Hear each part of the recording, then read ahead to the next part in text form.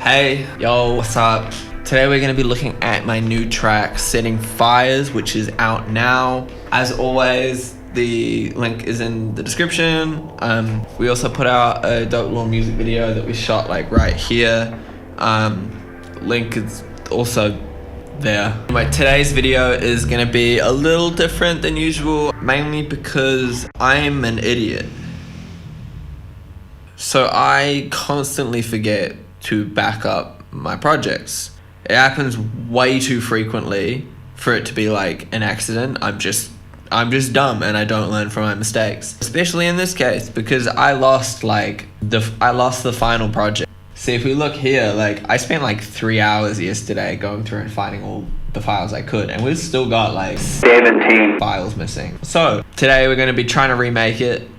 It's probably not gonna go well. Like I genuinely do not have a process when I write music. I just kind of fuck around.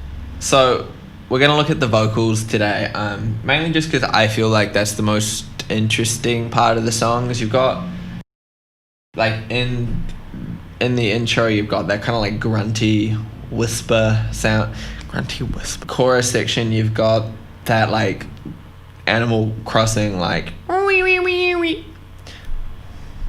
I shouldn't have done that. What's really cool about it is that it all comes from this plugin by Infected Mushroom called Manipulator.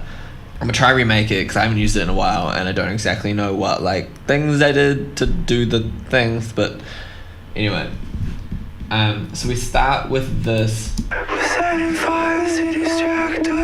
we want some saturator on there just so it gets like a bit of like grunt going in. We're gonna turn on Little Altar Boy, which we've got.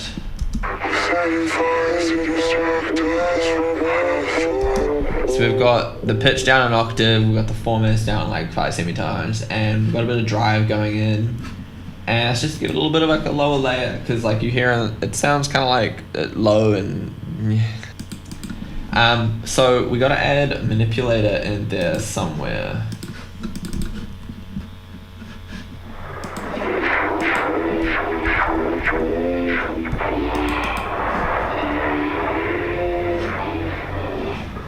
So we listened to the original.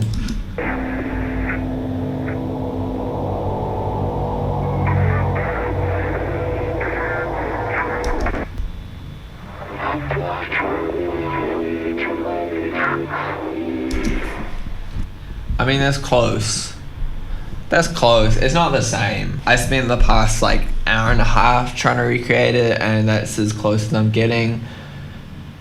So I'm gonna move on because fuck it. Look, it's not going well. I don't really know what I did in that first thing. If there's anything you can learn from this video is that I don't know what the fuck I'm doing, like ever. Like most of this is a mistake. That's not really a great message. So now we're gonna try and make that little like Animal Crossing vocal. Alright, so I worked it out. So what we've got is we've got this manipulator thing, we've got the JPEG, we've got it up 12, maybe we can try 24. So with all that like manipulator stuff, it sounds like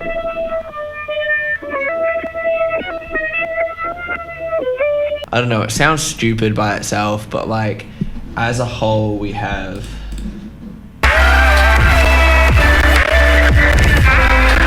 so what I did in that chorus section is I chopped up the vocals from the intro and I made it a little bit more rhythmic, so it had like a little bit more like movement to it.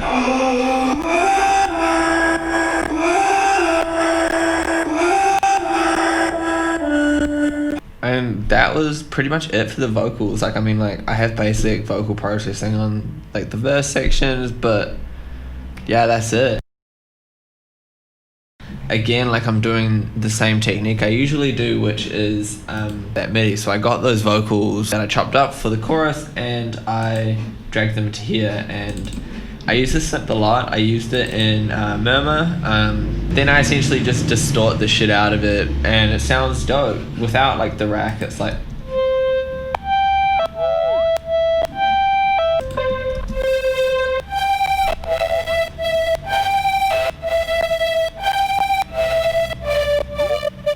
that's it. Last but not least, I recorded some guitar for the original project of this. I may have explained it previously, but I moved to Australia right before coronavirus happened, so I was unable to go back and get my guitars. So they are sitting at my mum's house, just collecting dust at this point.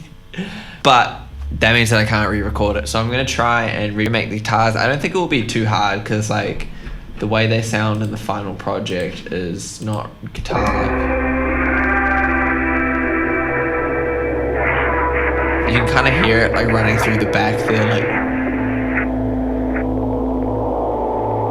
and it sounds like really tonal white noise synth patch that is kind of similar to what a guitar would be. And so a lot of what you hear in the sound is so it's this warp setting in Ableton called Beats Mode, which essentially kind of just fucks things up, which I would love to know what it actually did. If you end up stretching things or pitching them up, it tends to freak out a bit and make these like really interesting rhythm. I don't exactly know why, but I use it a lot. So what we're going to do is we're going to pitch that up 12 to start triggering it, and we're going to stretch that as far as we can. We're going to do that for each chord.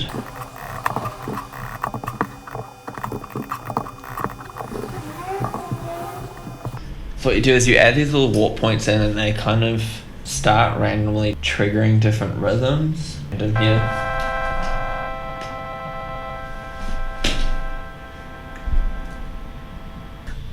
so once you kind of settle on some weird glitchy rhythm that you might like, you want to kind of consolidate that and drop it down. Alright, so I know I would have definitely used one of these broken radios on it. I might have done some redux.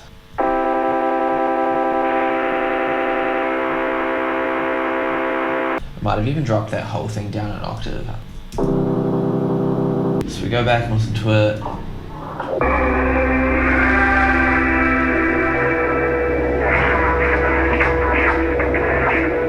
So that's probably the closest we're gonna get. I don't really know what I'm doing. A lot of this is kind of just playing around as I go. And like, I think the thing with this track is that a lot of the things I don't remember how to do because they weren't like formally trained things that I wasn't just running through the motions. I was just messing around until it sounded dope. Thank you guys again for watching. I know this video is a little different from usual. Yeah, if you liked the video, subscribe, insert, general YouTube outro.